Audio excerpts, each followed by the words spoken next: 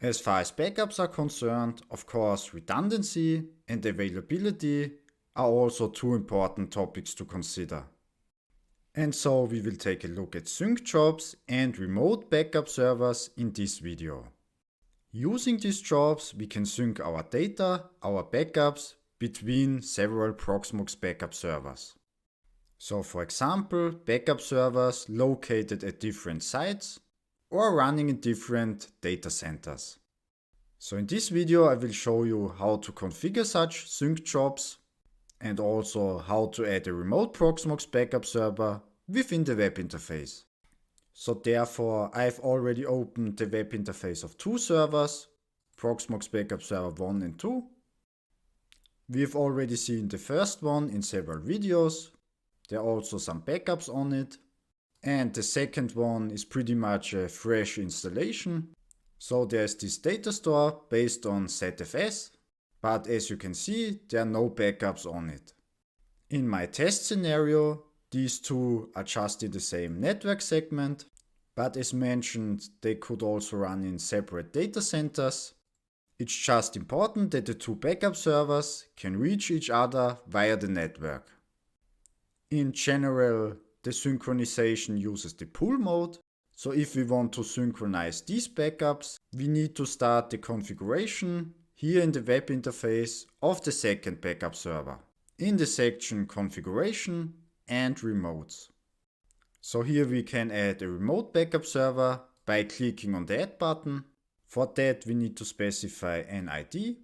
So basically the name of our remote Proxmox server here in our local system. Then the IP address or the fully qualified domain name. And also the credentials used for authentication. If you want to use the integrated root account, it is again important to add PAM here. And as always in a production environment, you can also use dedicated accounts that only have the permissions that they really need. In addition, it's also possible to add a comment here. And for self-signed certificates, the fingerprint of the remote backup server is also needed. Yeah, and how do we get this fingerprint? Just by switching to the web interface of the remote Proxmox backup server. Then we can switch to the dashboard. And here is this Show Fingerprint button. And then I can just copy the fingerprint and paste it here. Yeah, and after that it should be possible to add the remote Proxmox backup server. So that looks good, no error message. Of course we could also edit the remote here, remove it or add further remotes. Yeah, so the next step is to create a sync job where we specify which backups should be synced, when, how often, and so on and so forth. And for that I can switch to the data store. And here is this section called Sync Jobs. And now I will just add such a job by clicking on the Add button. So I will choose the local data store. In that case there is only one. And the remote backup server that we have just added. And as you can see, the remote data store is already listed here. So this information could be pulled. So the connection and authentication to the remote seems to be working. So I will also select the remote data store, which is called source data store in that case. Since Proxmox backup server is operating in pull mode, so the backups will be pulled from this source data store. Basically, then it's already possible to add this sync job. If we want to sync all backups. If not, we can also use these group filters.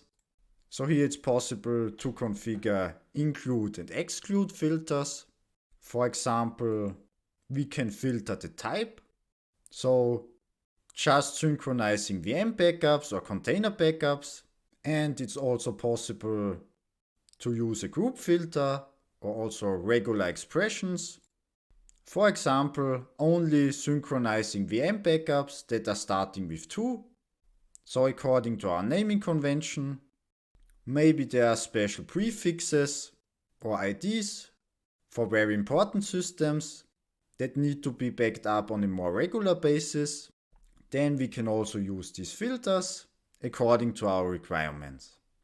But in that case, I want to sync all backups, and so I will just add the sync job. Yeah, great, we didn't receive any error message, and as always, we could now edit this sync job, remove it, and so on and so forth. And we can also run it now. So I will do that in order to demonstrate the outcome. Then we get this output, where we can see that the sync job was completed without any issues. Within the web interface, we can also see when the last sync was performed and when the sync will be executed the next time, according to the schedule, which we can also specify when editing the sync job. So how often do we want to synchronize our backups? The default is hourly. Or for example, we can also perform the synchronization daily. Yeah, and when we switch to the content section of our Proxmox backup server, we can also see the backups that were pulled from the remote. So 2 container backups, 3 VM backups, just 1 backup per system. And if we compare that with the content section of our remote backup server, we can see that it's just the same. So the synchronization was successful. So to summarize, we just need to add our second Proxmox backup server as a remote, and we need to configure a sync job here in the data store section. And so we can increase our redundancy and availability by synchronizing our backups to other locations or other data centers. Proxmox backup server is also performing an incremental synchronization, so only the changes since the last sync are synchronized, so that an unnecessary high amount of data doesn't need to be transferred between sites. So in the end it's pretty straightforward, and we can configure that just with a few clicks. It's just important that the 2 backup servers can reach each other, so that there is some sort of network connectivity between them. So in an enterprise environment, it is likely that there is already some sort of connectivity between sites. For example, using SD-WAN connection or IPsec-based VPN tunnels. And if we already have this connectivity, we just need to add this remote. And after that, the only thing that we need to do is to configure a sync job.